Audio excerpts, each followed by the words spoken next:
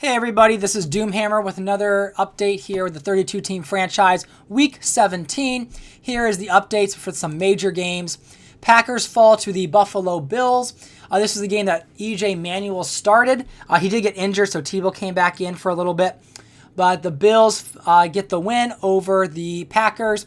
Rough game for them. 2 interceptions by Matthew Stafford. He did have a 32-yard rush, so he ends up leading the team in rushing yards this week. But pretty mediocre game from 2 teams who are not making the playoffs. Then we had 2 teams that are now both at 10 wins. The Detroit Lions, who are trying to stay competitive in their division, and the New York Jets, who are trying to get a higher wildcard seed. It's unlikely that they will overcome the Dolphins for the division, but the more they can anchor their position in the playoffs, the better. Alex Smith with 2 touchdowns and 192 yards, 135 yards rushing from Portis, both just out playing their opponents. We see Hill with 107 yards.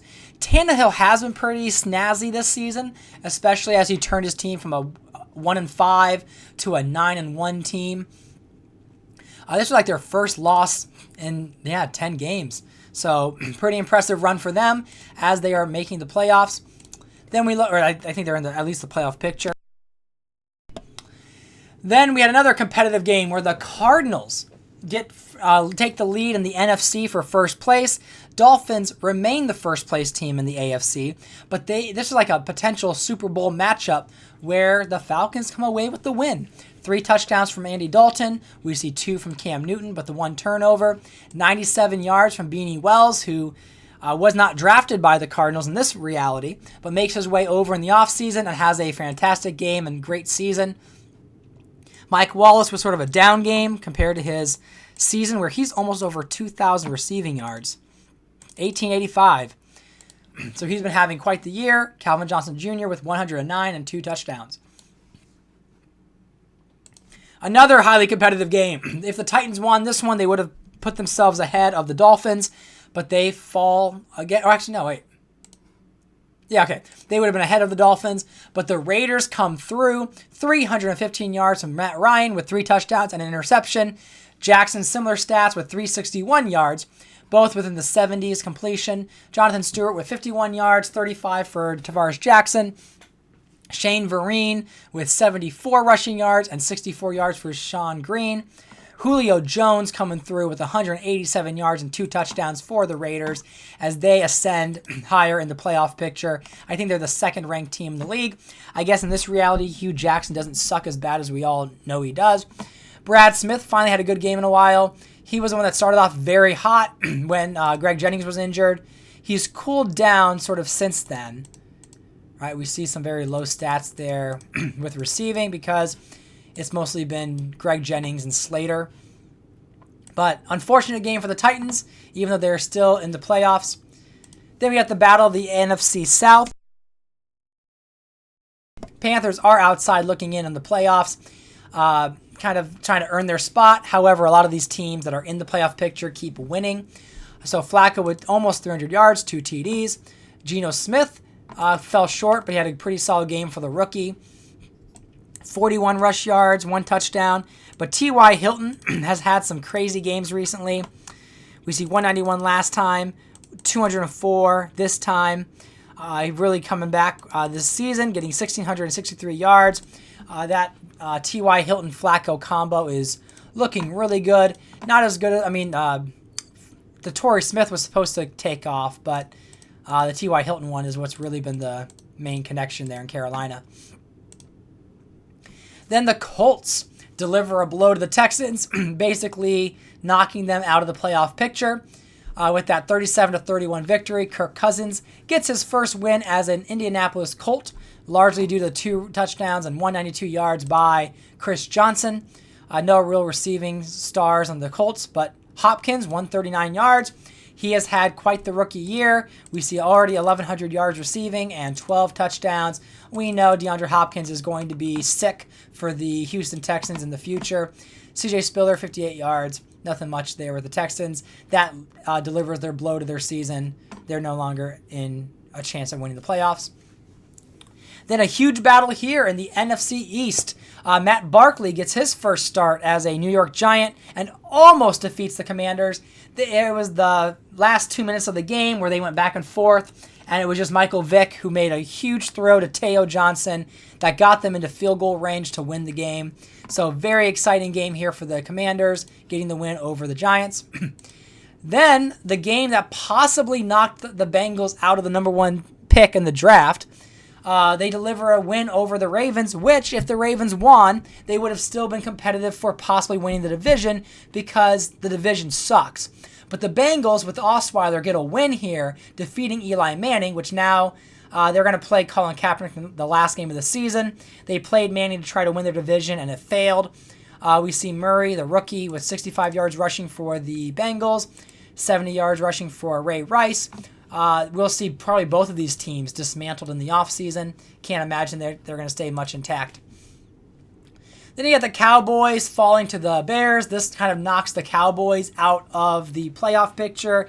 They needed to win this game to stay competitive, and they lost. The Bears, this is a big win for them as they go ahead of the Lions for their division. Still very competitive. Tate with 90 yards there receiving. Peterson 83 rushing. Not many breakout games for either team. However, another week down, another win for the Bears. Then we got the 49ers versus the Patriots. Competitive game. Brady with 358 yards, but sacked 5 times. Brady is just having a really, really rough season. The Patriots are also not doing too great, going 7-9 so far. Breeze only needed 123 yards to beat the Patriots. It was MJD with 146 yards coming through for San Francisco, keeping them in the playoff picture. Then the game of the losers, we see the Rams with Andrew Luck, 3 touchdowns, 171 yards. A committee of running backs there getting about 60, 70 some yards there, including if you had Andrew Luck and Stacy. Only 150 yards with Glennon. Lynch only 51 yards. Probably will be finding a new home for the power back there. Seattle experiment did not work. Then the battle here, the AFC West. Broncos are trying to stay competitive with the Raiders, and they fail to do so as the Chargers, who are trying to stay in the playoff picture, do so with a commanding victory. 3 touchdowns, no turnovers for Rodgers, plus that one rushing TD he had. Almost 300 yards, both in the 271, 285 range. A.J. Green, a beast for the Broncos. Devin Hester taking the number 1 role there for the Commanders, or for the Chargers, excuse me. Holmes is still injured, so that's why they've been going with Steve Smith and Hester. Then we got the Minnesota Vikings shocking the Eagles. McNabb's 3 interceptions did not help them in this heavyweight matchup. Right now, McNabb, RG3, and Alex Smith are the competitive options for MVP. And RG3 just beat McNabb, so I don't know what that means for his chances for being MVP. But that 260 game with 4 touchdowns, 1 interception, he also had a rushing touchdown, makes them very competitive. Deshaun Jackson almost had 200 yards receiving and 3 of the 4 touchdowns from McNabb. Very competitive game, very much back and forth. Vikings get the field goal victory.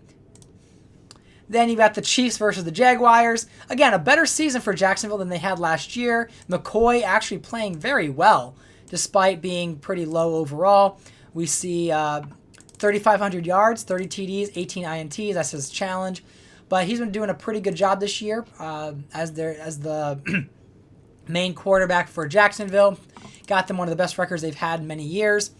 Matt Castle failed to come through here. I think this might have been the Thursday night game, technically. I don't know why it's all the way down here, but that was the Thursday night game. Then you had Tampa Bay versus Atlanta. Tampa Bay, who was 5-0 this season, now 9-7. They were trying to get back into the playoff picture, and it looks like this win keeps them away from it. Had they won, they might have leapfrogged the Falcons for the division lead, but the Falcons are now 2 games ahead, and they've locked their division down. Peyton Manning with 329 yards, 2 TDs. We see Steven Jackson and LeGarrette Blount get a touchdown apiece. Fitzgerald with 153 yards, being that commanding receiver we all know he is. 1,600 yards on the year, 17 TDs. Excellent performance by him.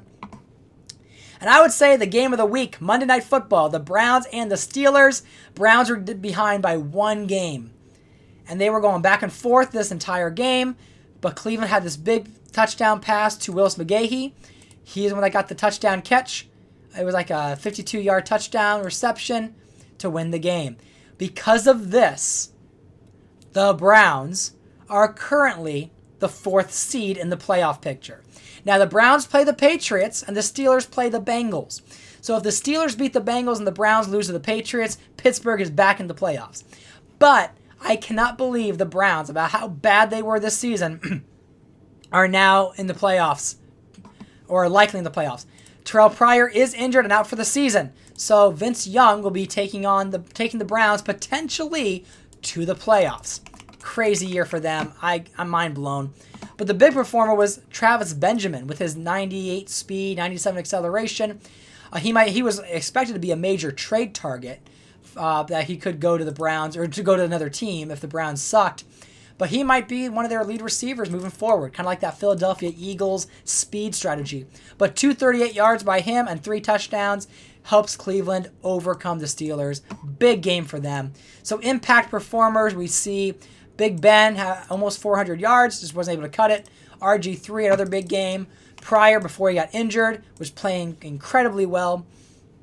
I'll let you kind of take a look at some of these top performers on your own. We see defense, even Cameron Wimbley had a great game, 2 sacks that came in. There was that one time with Roethlisberger, he just took him down, and it was perfect timing for a sack. Weekly leaders, McNabb with touchdowns, were tied with all 3 of these quarterbacks. Travis Benjamin leading the receivers. A few 3 touchdown receivers, Benjamin, Jackson, and Austin. Tackles for losses. But as we know, biggest injury here is Terrell Pryor for the Browns. That's huge for them. We'll see if they're able to be competitive with Vince Young, because during the season, they were not. But a lot of major injuries heading into the off season. So looking at the standings, we see the Dolphins and the Jets clinching the playoffs. Browns and Steelers going to be competitive this week. We've got the Titans making the playoffs, and then the Raiders, Chargers, Broncos. So right now there is no wild card game for anybody other than just where they are seated for the playoffs. But the only one is the Pittsburgh and the Browns. As for the NFC, we see the Eagles clinch the playoffs, Bears clinch the playoffs, Falcons, and the Cardinals. And it appears there's a battle between the Vikings, Lions, 49ers. I guess Panthers and Bucks still have a chance. So there's still a little bit of a wild card battle taking place. We will see how that plays out. Because I think, let's see. Yeah, because these are the 4 that clinched. These are the 5 in the running, which makes sense, all with 10 wins. They're the ones that are in the driver's seat. We'll see if that stays true. It looks like the Lions and the Bears have a game this week, so whoever wins that one will probably be the division winner. I don't know if Detroit wins, if they will overtake the Bears or not. As for stats, we can see McNabb leads the league with Ryan, Brady, Big Ben, and Peyton Manning. Touchdown leaders, we got Tom Brady with almost 50 on the year, 46 for Big Ben, 45, 40, and then 39 for Campbell. Rushing leaders, we have Johnson and McFadden leading the way. Reggie Bush, Matthews, and Foster right behind. Touchdown-wise, it's still Forte. Receiving, we got Deshaun Jackson, Mike Wallace, Julio Jones, T.Y. Hilton, and Fitzgerald. Touchdowns, I think, is still Calvin Johnson and Deshaun Jackson. Then we see the tackles. Kendricks, Willis, Hightower, Smith, Weddle, J.J. Watt, sack leader, and then Trent Cole right behind him. DeMarcus Ware, Everett Brown, and DeAndre Levy. Webb, Smith, no real changes here. And then we look at the rankings. Eagles, Giants, Raiders, Falcons, Titans are number 1. Interesting that Giants are so high despite having such a rough year. And then we have the worst teams, Seattle, Bills, Chiefs, Texans, Saints. Best defenses, we see Denver, Atlanta, Baltimore, Bills, and Cardinals. Worst defenses, Houston, the Giants, Jets, Eagles, Steelers. We see Browns and Bengals also probably in the bottom 10 there.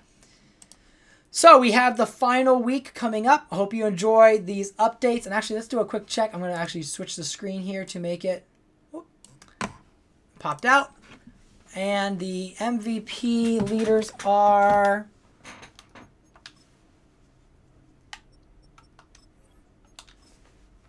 McNabb, Griffin, and Jackson. Peyton Manning working his way up there too.